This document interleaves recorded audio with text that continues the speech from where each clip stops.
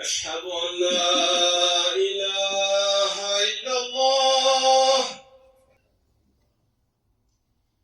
أشهد أن لا إله إلا الله. أشهد أن محمدا رسول الله. أشهد أن محمدا رسول الله. حي على الصلاة.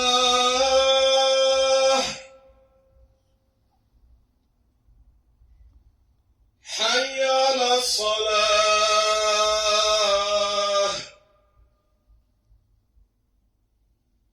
حي على الفلاح.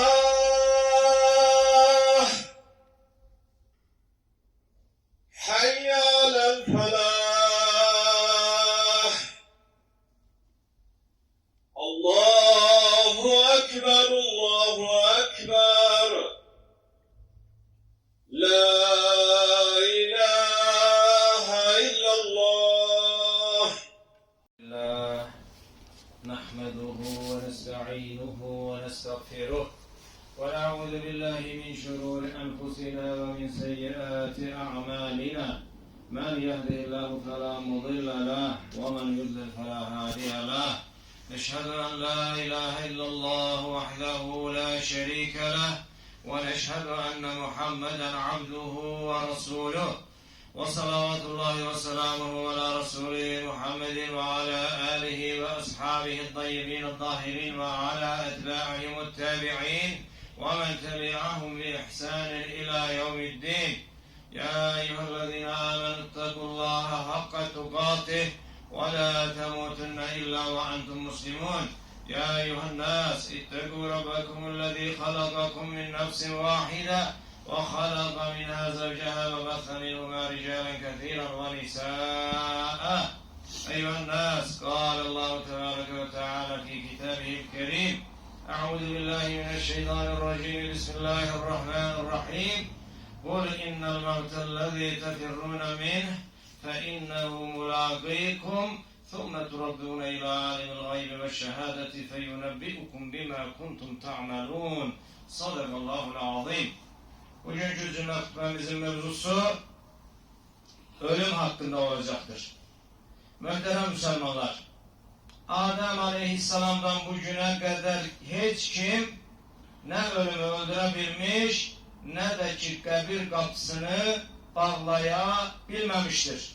Her dünyaya gelen ecel şerbetini içerek dünyadan gitmiş, giden ise bir daha geriye kayıtmamıştır.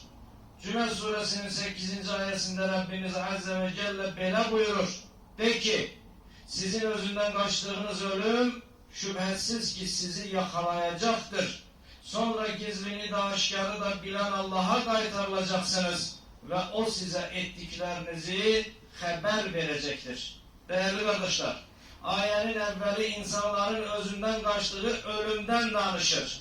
Hakikaten de dikkat etsek görürük ki dünyada günü günden artan hastahanalar, laboratuvarlar ve sağlamlık merkezleri aslında insanların ölümden kaçmak istek ve arzularının göstericileridir.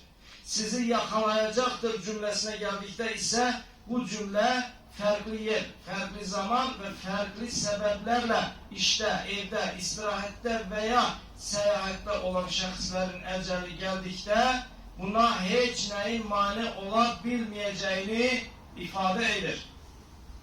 Bu ayenin manasını kuvvetlendirecek başka bir ayette ise Rabbimiz Azze ve Celle böyle buyurur: onların ecelleri geldikte ne bir saat geciktire ne de ki tezleştirebilmezler. Değerli Müslümanlar, İmam Ali radıyallahu anh'tan yakın nedir ve daha yakın nedir sualı soruşuldukta İmam Ali radıyallahu anh yakın kıyamettir, daha yakın ise insanın öz ölümüdür, öz ecelidir cevabını vermiştir. Bir dakika, bir saat, bir gün, bir hafta veya bir yıl sonrası için planları olduğu da kabirde yatanlar ecelin göz ile kaş arasında olmasının en büyük delilidir. bize bu kadar yakın olan ölüm hakkında Allah Resulü aleyhissalatü vesselam böyle buyurur. Lezzetleri acılaştıran ölümü çok hatırlayın. Dünyaya dalan, dünyaya aldanan, şehvetlerine köle olan bir şahsın kalbi şüphesiz ki ölümün zikrinden gafil olar. Özüne ölüm hatırladıkta ise bunu hoş karşılamaz ve ölüme nifret eder. Çünkü onun nazarında ölüm, yokluk, hiçlik, hayatın sönmesi, lezzetlerin bitmesi ve bütün sevdiklerinden ayrılmaktır. Bu vaziyette olan şahs ölümü elinden kaçırdığı dünya nimetlerine heyiflendiği için hatırlayar. Bu şahsın ölümü hatırlaması onu biraz da Allah'tan uzaklaştırır.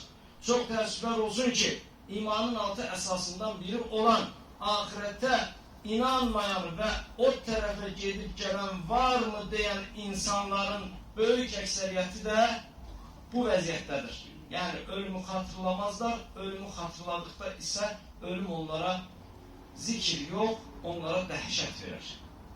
Bütün güzel şeylerin menbeyi olan iman nuru ile ölüme bakan insan ise ölümü ağır hayat vazifesinden bir terhis, dar dünyadan sonsuz genişliği olan cennete gitmek ve ebedi hayata bir davet olarak görer. Mülk suresinin hansınızın daha güzel amel edeceğinizi imtihan etmek için ölümü ve hayatı yaradan odur ayesini okuyan bir Müslümanın nazarında ölüm de hayat kimi yaratılmıştır ve nimettir. Değerli kardeşler dikkat edin. Rabbimiz Mülk suresi 2. ayette ölümü ve hayatı yaradan odur dedikte hayat nimetini zikretmeden evvel ölüm kelimesini daha evvel zikretmiştir. Yani hayat necə ki Rabbimizin yaradıp bize bəxş büyük nimettir. Öyle de ayenin ifade ettiği manaya dikkatle bakılsa demek ki müminin nazarında Kur'an ayesinin ifadesiyle aynen hayat kimi ölüm de yaratılmıştır ve bir başlangıçtır, son değildir. Dahi şairimiz Şeyh Nizami Gencevi ise ölüm hakkında şiirinde böyle deyir. Herkent ki dünyada ölüm gerçektir, ölüm ölmek değil, yer değişmektir. Demek şairimizin ve bütün klasiklerimizin ve bütün ediplerimizin nazarında ta Sovyet'in tahrip ettiği, 70 il inancını tahrip ettiği, harap ettiği nesiller gelene kadar demek ki coğrafyamızın en büyük edipler, en büyük mütefekkir ve düşünenleri ve sade ami insanları bile ahiret hakkında, ölüm hakkında aslında ölümün yokluk yok, ölümün bir başlangıç olduğunu düşüner ve inanardı. Değerli kardeşler, her mevzuda bizim için numune olan Allah Resulü aleyhissalatü vesselam xəstəliyi şiddetlenende 7 övladından hayatta kalan ve özünün vefatından cemi 6 ay sonra vefat edecek kızı Fatıma anamızı radıyallahu anh'ı yanına çağırtırdı. O geldikte ona salam verdi ve onu yanına otuzdurup kulağına nese dedi. Fatıma anamız radıyallahu anh'a ağladı. Sonra yine kulağına nese dedi. Bu defa de Fatıma anamız sevinerek tebessüm etti. Bu hadisenin şahidi olan Ayşe anamız radıyallahu anh'a böyle deyir. Gülmeyin ağlamağa, sevinmeyin ise kederlenmeye bu kadar yakın olduğunu o günkü kimi hiç görmemiştim. Fatıma'ya bu ağlama ve gülmeyin sebebini soruştuğunda ise o önce atam bana bu xəstəlik neticesinde vefat edeceğini haber verdi. Buna ağladım, sonra da ev halkından özüne ilk kavuşanın ben olacağını haber verdi. Buna da sevindim dedi. Değerli kardeşler, demek ki Allah Resulü Aleyhisselatü Vesselam'ın terbiye ettiği bir evladın nazarında ölüm nedir? Ölüm sadece dünyada müvekkati 10 yıl, 20 yıl, 30 yıl kimi bizi sevdiğimizden ayıran bir sebep olsa da hansı ki Fatıma anamızı o ağlatmıştı. Atasından müvekkati dünya ayrılığını düşünüp ağlamıştı, kederlenmişti. Daha mühim, sonra gülmesine, tebessümüne sebep ne oldu?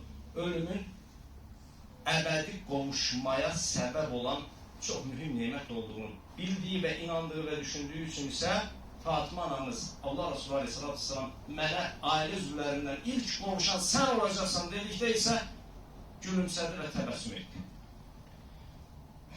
13 gün çeken xəstə xəstəliyi əsnasında Allah Resulü aleyhissalatu vesselam əshabına, Allah onların hamısına razı olsun, bir neçə dəfə namaz qıldıra bildi və könüllərini Peyğəmbərin sallallahu aleyhi ve sellem'in vefat edəcəyi hissi kədərə qərq edən sahabələrə baxaraq Allah Resulü aleyhissalatu vesselam onlara belə dedi: Ey insanlar! Eşittim ki, siz mənim öləcəyimdən qorxursunuz.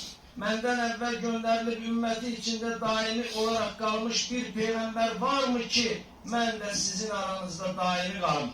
Yaxşı bilin ki, mən Rəbbimə qovuşacam. Ona siz də qovuşacaqsınız. Yaxşı bilin ki, mən sizdən öncə gedəcək və sizi gözləyəcəyəm. Diqqət edin, sizinlə görüşmə yerimiz Kövsər hovuzunun başıdır. Mənimlə görüşmək istəyən əlini və dilini günahdan çəksin buyurdu.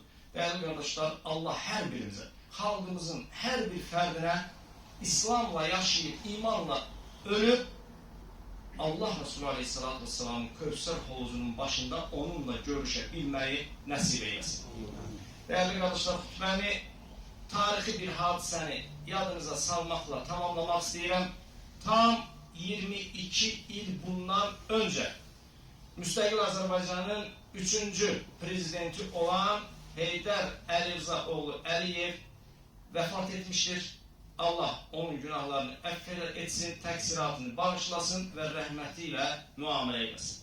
Barakallahu li ve lekum fil Kur'anil azim ve nefa'ani ve iyyakum bima fihi minel ayati ve zikril hakim.